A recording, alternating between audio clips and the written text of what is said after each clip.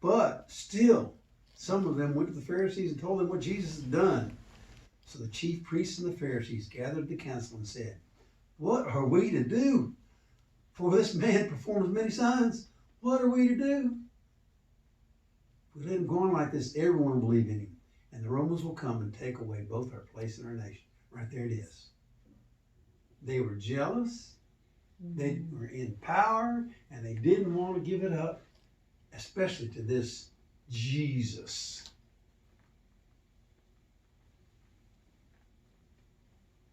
And Caiaphas stood up. He's the high priest, and said, "We got to do something." And so it says in verse 53, so from that day on, they made plans to put him to death.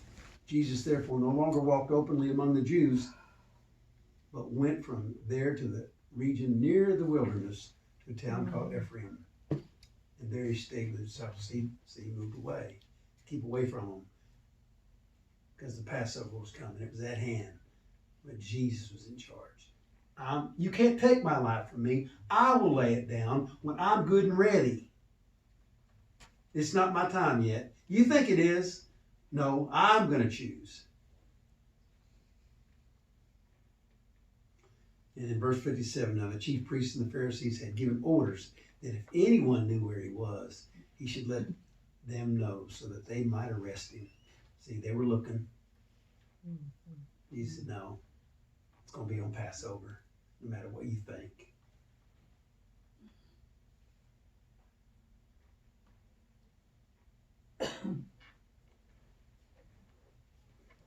So Jesus is laying back, and then in verse 28 it says, when he said this, he went on ahead, going up to Jerusalem. This is where he's starting to head this way now.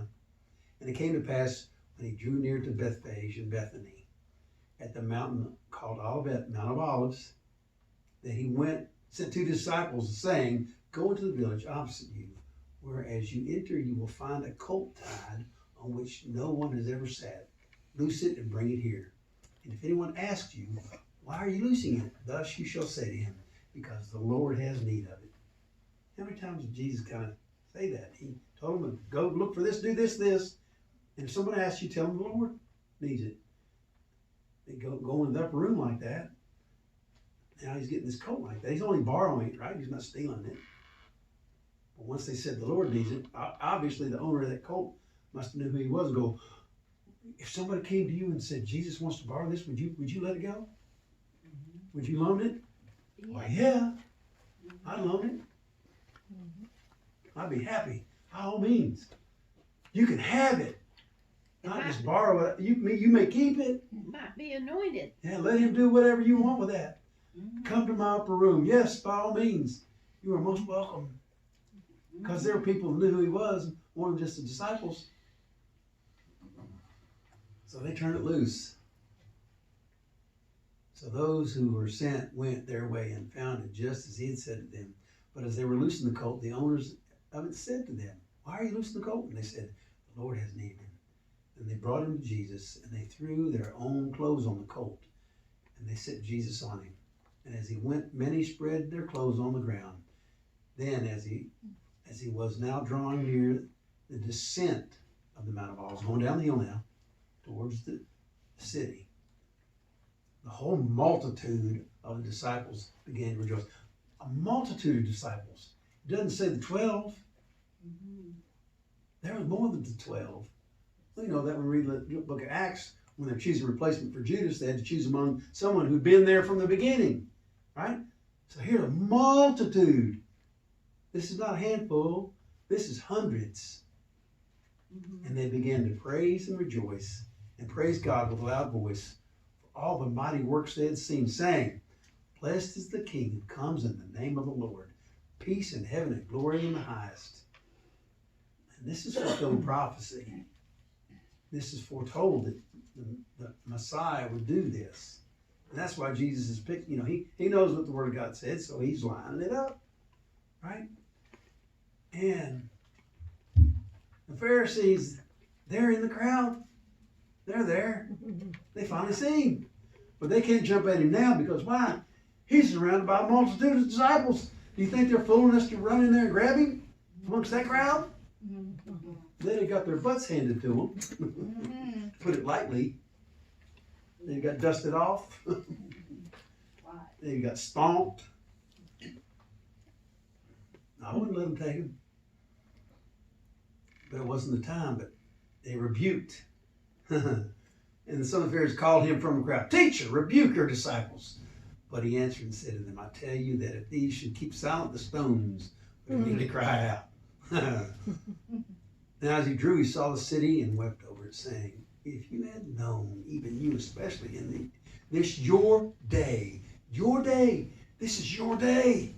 If you had known the things that make for you peace.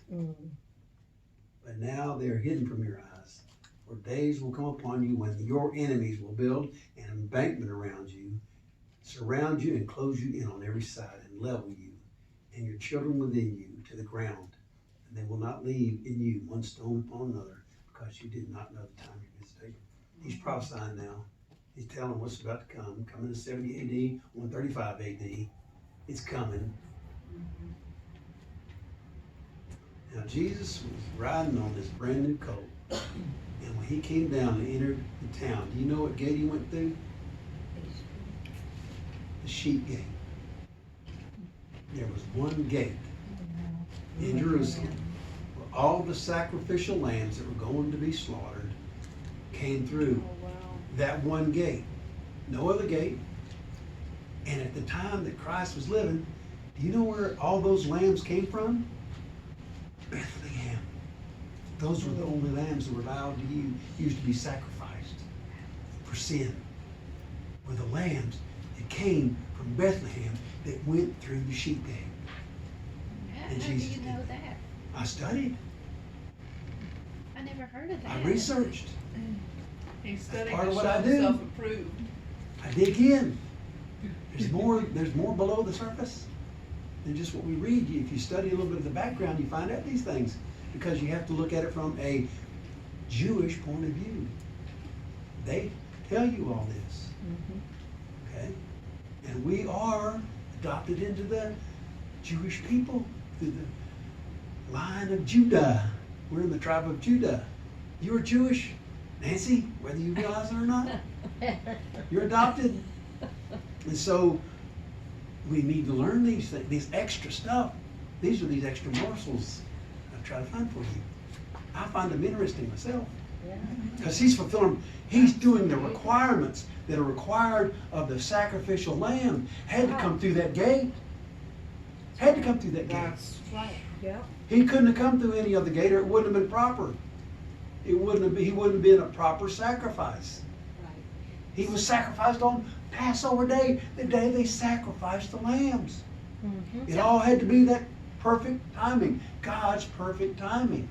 So Bethlehem's a small little village. Yeah, it's right there, just right next to So Jerusalem. It's how not- could they provide all these lambs? They grew a bunch. They had sheep. They still have sheep. When we went to Bethlehem, there was a little boy standing there with a lamb in his hands. He didn't speak a word. He just stood there. And Myra went up and I hold him, and she held him out. And Myra was petting on the lamb, and I handed him $1, and he got a smile on his face. And that's all he did. He didn't have to speak a word. Right. People just wanted to hold that lamb. It was in Bethlehem when we were there.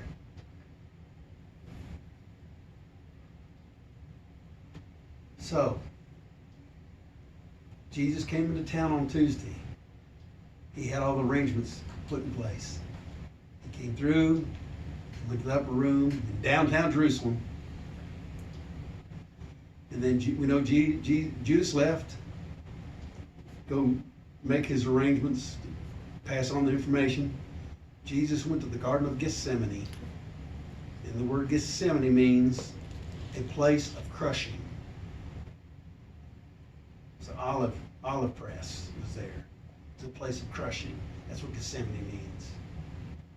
And we know what happened there. As he prayed and sweat blood, drops of blood.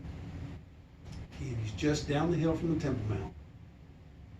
I mean, it's just right there. Within the sight of the temple.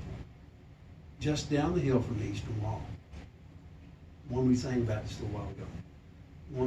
One that's stoned up and got a a graveyard sitting in front of it. We walked through that, right past that graveyard when I was there. Mm-hmm. We went in the gate on the corner. Can't go through the eastern case because well, I forget the guy's name, but he's an Arab, Islam, Muslim. He's the one that walled that up because they knew the prophecy. Mm-hmm. So they intentionally, when he was in charge, the King Abdul Mabagaba, whatever his name was, I forget. We heard it when we were there. That's not his name, but somebody the great walled it up because he knew. And then they said we're going to put a cemetery there. It's all intentional, so we'll keep Jesus from coming through there. When they lay out the red carpet across that, he won't be walking on the graveyard. He'll be walking on probably the prettiest, either red carpet rollout or purple carpet, something like that. Yeah. Or he's just gonna kind of fly in. He'll be just like there's an Air Force base, and they had a sign out in the grass that said "Do not." Most times they'll say "Do not walk on the grass." In the Air Force base, it said, "While crossing this, maintain an altitude of 15 inches." So, get it? Yeah. That was their way of saying don't walk on the grass. Yeah. Jesus kind of got to maintain an altitude of 15 inches crossing that graveyard if he needs to. Right. He can walk on air, not just walk on water. He can walk on air. He can fly. That resurrection body gets to move around all kinds of different ways. Walk through walls, suddenly appear, suddenly disappear. We're going to read about some of that. That what they did, and Jesus can probably just give a little puff out of his mouth, and that wall that's there will be vaporized. Huh? Blink his eyes. It's going to melt away. It's going to disappear.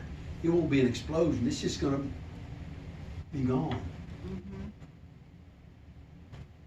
Hmm. So Judas goes off. He fetches the temple guards. They come and arrest Jesus. And then begins one of the most outrageous trials in the history of mankind. They violated just about every tenet of the judicial system of Judaism.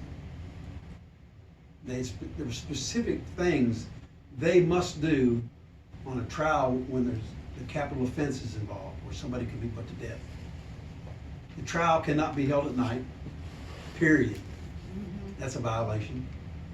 There has to be not one judge, but 3 judges on a capital offense trial. 3 judges.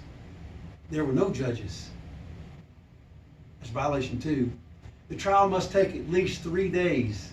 Hold on. Mandatory. On a capital offense trial, death penalty trial, it has to take at least 3 days. And the judges must decide. And if it's proven later that those judges made a wrong decision, they have to suffer the penalty that they gave. That means if you sentence somebody to death, and then you find out later he wasn't guilty of the crime, you get put to death. So when a judge is making a decision, they're going to be real careful about what they do. Yeah. Because it's serious. They get the sentence. The bent of the court must be towards mercy. They're always leaning towards mercy throughout the whole trial. That must be their bent. Not hammer, kills. Try to lead towards mercy at every opportunity. There wasn't any mercy here. Their intent was to murder him. Yes. Their whole intent, right from the get-go.